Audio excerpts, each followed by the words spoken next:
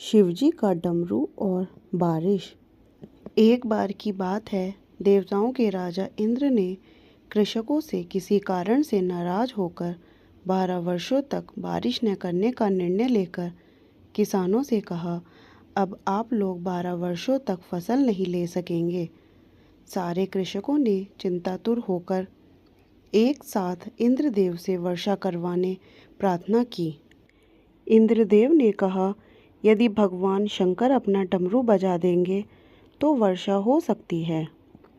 इंद्र ने किसानों को ये उपाय तो बताया, लेकिन साथ में गुप्त वार्ता कर भगवान शिव से ये आग्रह कर दिया कि आप किसानों से सहमत न होना।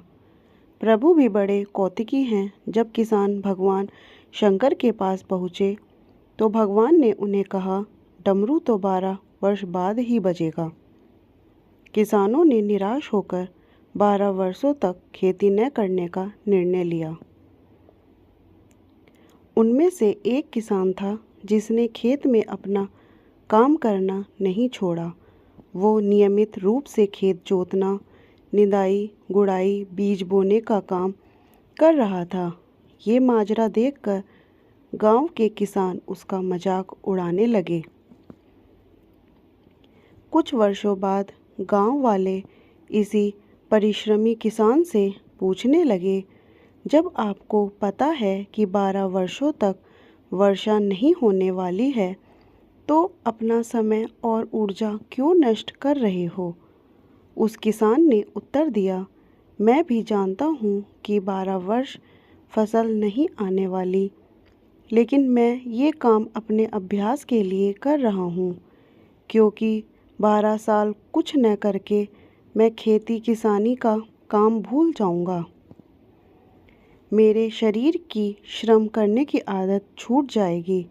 इसलिए ये काम मैं नियमित कर रहा हूँ, ताकि जब 12 साल बाद वर्षा होगी तब मुझे अपना काम करने के लिए कोई कठिनाई न हो। ये तार्किक चर्चा माता पार्वती भी बड़े कौतूहल के साथ सुन रही थी। किसान के स्वभाव से प्रभावित होकर माता पार्वती जी भगवान शिव जी से किसान की सहायता के उद्देश्य से सहज विनोद भाव में बोली, प्रभु, आप भी अगर 12 वर्षों के बाद डमरू बजाना भूल गए तो? माता पार्वती की बात सुनकर भोले बाबा माता पार्वती के मन को समझकर अपना डमरू बज रहा है या नहीं ऐसा दर्शाते हुए डमरू को उठाया और बजाने का प्रयत्न करने लगे। जैसे ही डमरू बजा, बारिश शुरू हो गई। जो किसान अपने खेत में नियमित रूप से कर्म कर रहा था, उसके खेत में भरपूर फसल हुई। बाकी के किसान पश्चाताप के अलावा कुछ न कर सके।